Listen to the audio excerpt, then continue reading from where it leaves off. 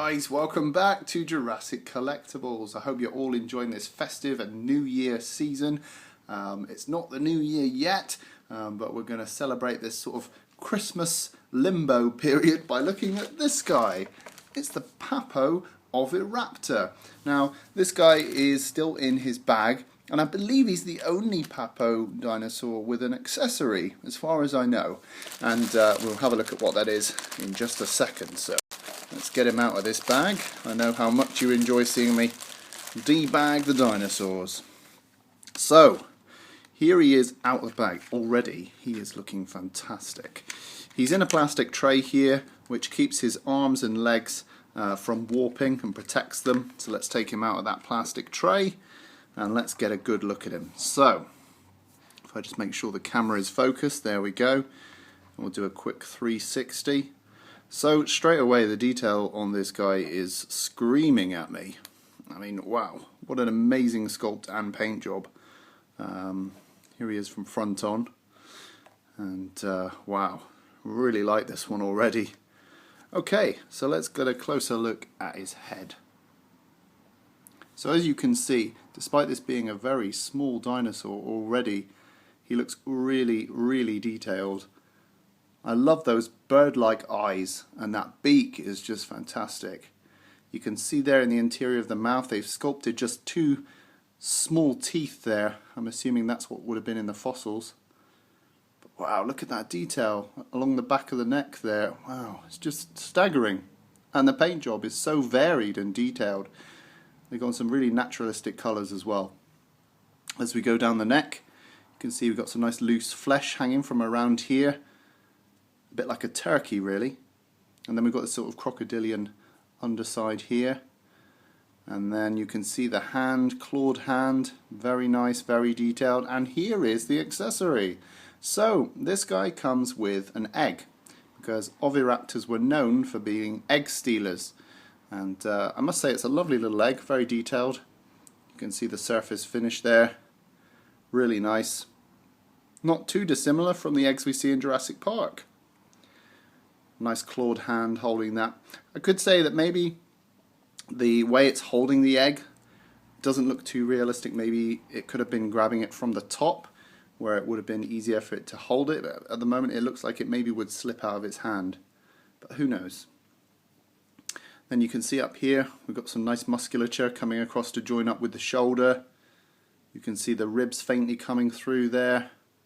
It's a really fabulous sculpt in terms of the detail. You can see all these lovely scales, and the variation in the paint job is very impressive too.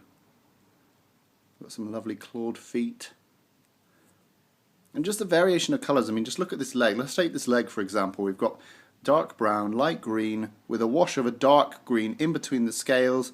Goes down into this brown, then a darker brown with a sort of white wash coming through, and then dark claws, with a sort of glossy finish as well to make them look shiny. I mean, that sort of variation just in one leg is really impressive to me.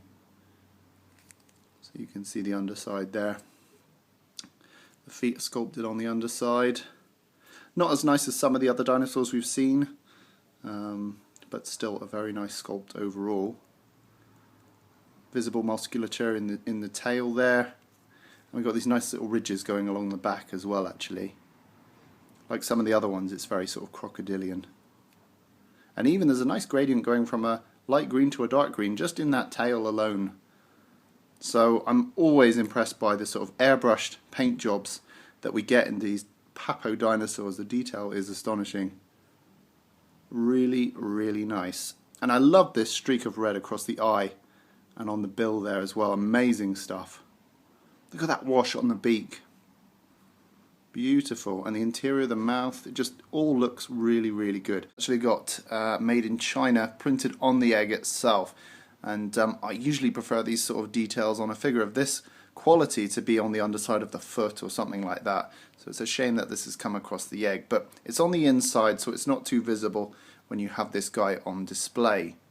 Now, the Oviraptor was an omnivore, which meant it ate both plants and meat, and actually it would have eaten eggs. They would have stolen eggs, and the beak would have been powerful enough to break through the shell of that egg and to eat the yummy contents. And also it would have eaten insects and fruit and that type of thing. So the Oviraptor wasn't too fussy about his meals. He would have a bit of everything. Okay, so it's size comparison time. Let's bring in the Papo Classic Green T-Rex. And he stands proudly there. Look at him, fantastic. And here's the Papo Oviraptor. So you can see the Papo Oviraptor comes up to sort of just below his front arms there. So quite a small figure, but very, very well sculpted for the size. And I sometimes appreciate those Papo dinosaurs more that have been made smaller, but with an incredible level of detail, because compared to other dinosaur toys on the market, they look fabulous. So there we have it, dinosaur fans. That was today's look at the Oviraptor from Papo. I think this is a staggering little figure. It's a really lovely, detailed, small one. And Papo have really knocked the ball out of the park again. In terms of the head sculpt, I'm so impressed. And I just really think this will look great on my shelf. Okay guys, do you own this one already? Do you own any of the other Papo figurines? Let me know if you've got any for Christmas or if you're looking at getting any soon. Leave your comment below. In the meantime, rate and subscribe, and I'll see you in the next video.